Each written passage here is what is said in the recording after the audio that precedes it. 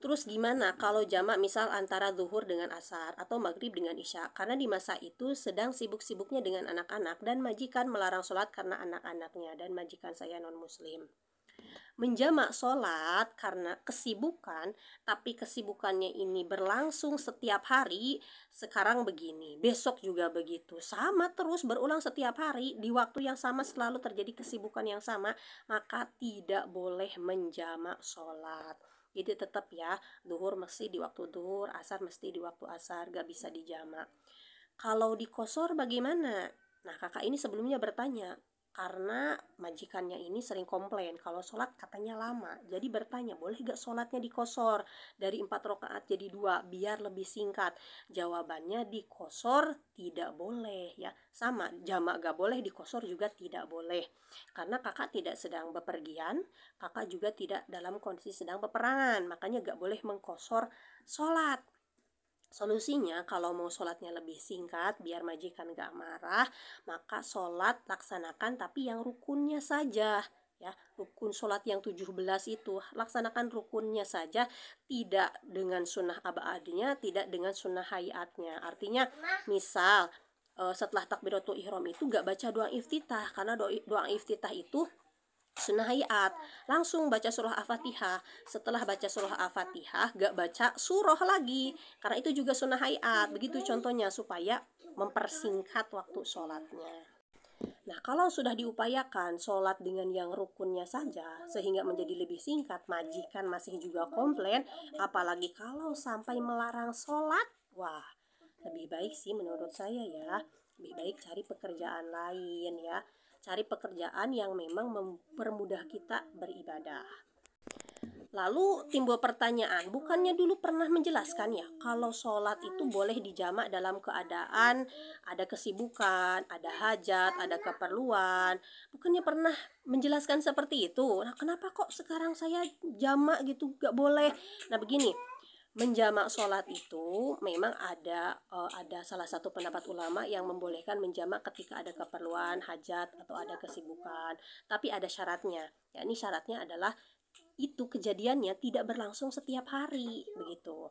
Nah, untuk lebih jelasnya nih saya akan jelaskan mengenai sebab-sebab dibolehkan menjamak sholat ya. Menjamak sholat itu diperbolehkan yang pertama karena safar atau bepergian yang jaraknya itu jauhnya itu minimal 2 marhalah atau minimal 81 km gitu. Kemudian yang kedua, boleh menjamak sholat itu kalau hujan ya, gak bepergian tapi karena hujan itu boleh menjamak sholat. Cuma sholat yang boleh dijamak ketika hujan adalah jamak takdim saja, tidak bisa jamak takhir. Dan sholatnya harus sholat berjamaah. Kemudian juga jarak rumahnya dari masjid itu harus jauh. Kemudian si hujannya harus berlangsung dari mulai takbiratul ihram sholat pertama sampai dengan takbiratul ihram sholat kedua. Dan hujannya ini bukan hanya hujan yang rintik-rintik, tapi hujan yang memang menyebabkan badan itu jadi basah kuyup. Nah, dalam kondisi seperti ini boleh menjamak sholat ketika hujan, tapi jamaknya hanya boleh jamak takdim.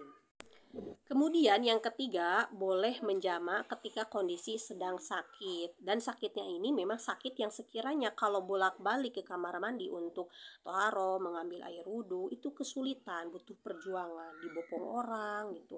Kemudian kalau wudhu di tempat tidurnya pun tetap kesulitan karena harus merepotkan orang lain, dibantu orang lain, untuk duduk pun dibantu orang lain. Nah, yang seperti ini, sakit yang seperti ini itu boleh menjamak sholat. Tapi nih, menjamak sholat dalam kondisi sedang sakit itu diikhtilafkan oleh para ulama. Artinya ada yang mengatakan boleh jamak sholat ketika sakit, ada pula yang mengatakan tidak boleh. Nah, yang mengatakan boleh itu dalilnya ini di sini dikatakan anna Nabiya sallallahu alaihi wasallam jama'a bil Madinati min ghairi khaufin wala matorin, bahwa Nabi Muhammad sallallahu alaihi wasallam pernah menjamak sholat di Madinah tanpa kondisi sedang peperangan dan tanpa kondisi sedang hujan.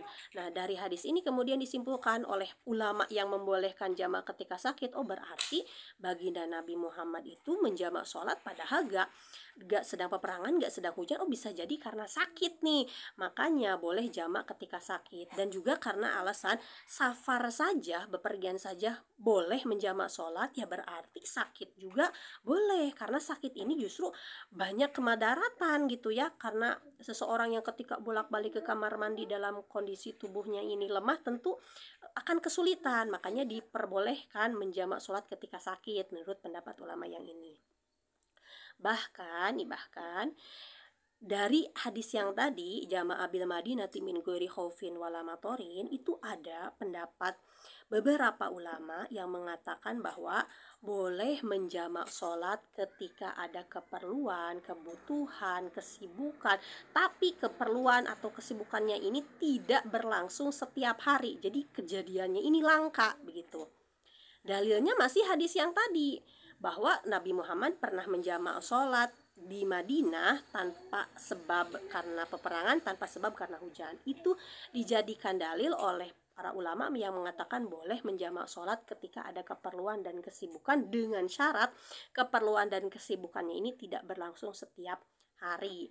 Tapi ingat ya, ini ya, masalah jamak sholat karena keperluan dan kesibukan dan masalah jamak sholat karena sakit itu diperdebatkan oleh para ulama.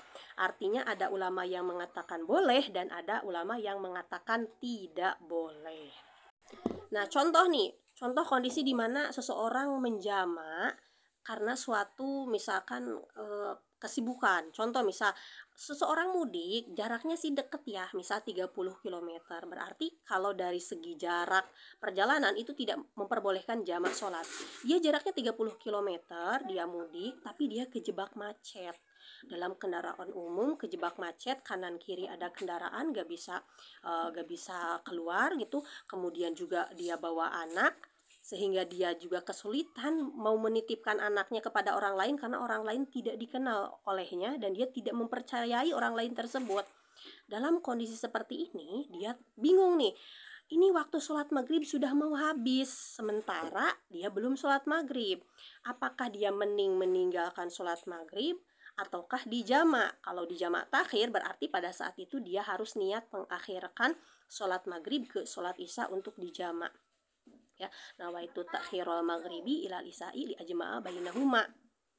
Nah, kalau misalkan kita banding-bandingkan, mending ditinggalkan sholatnya langsung diqodho atau mending niat mengakhirkan sholat untuk dijamak takhir, tentu solusi yang lebih baik adalah dia menjamak takhir sholatnya, sehingga di waktu maghrib dia niat mengakhirkan sholat maghrib ke sholat isya untuk dijamak.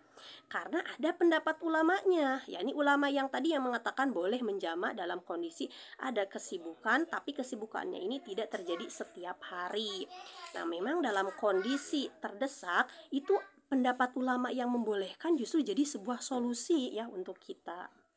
Nah, berbeda dengan yang dialami oleh kakak ini. Kakak ini kesibukannya berlangsung setiap hari, makanya tidak boleh menjamak sholatnya. Biasanya kalau saya menyampaikan masalah menjamak sholat karena kesibukan atau keperluan ya, atau karena ada hajat, itu banyak orang yang komen tidak setuju gitu. Wah, saya nggak setuju, kok ustadzah ini bilang boleh gitu. Nah, perlu diketahui, mau tidak setuju pun dengan pendapat yang mengatakan menjamak ketika ada kesibukan ya sah-sah saja, karena memang masalah menjamak sholat karena ada keperluan atau kesibukan itu diperdebatkan oleh para ulama. Ada ulama yang mengatakan tidak boleh, ada yang mengatakan boleh. Yang mengatakan boleh sudah saya sampaikan tadi dalilnya ya, karena baginda Nabi Muhammad SAW pernah menjamak sholat di Madinah tanpa ada sebab peperangan, tanpa ada sebab hujan. Itu dalilnya. Nah, ketika misalkan kita, saya mau ikut pendapat ulama yang mengatakan tidak boleh, silahkan. Saya mau ikut pendapat ulama yang mengatakan boleh, juga silahkan. Tapi jangan sampai ketika ada perbedaan pendapat ini, yang ikut pendapat ulama yang mengatakan tidak boleh itu menyalahkan orang yang mengikuti pendapat ulama yang mengatakan boleh. Yang jelas kalau sama-sama punya dalilnya, kita saling menghargai. Begitu kira-kira. Semoga bermanfaat dan mudah dipahami. Saya sertakan keterangan kitabnya di akhir.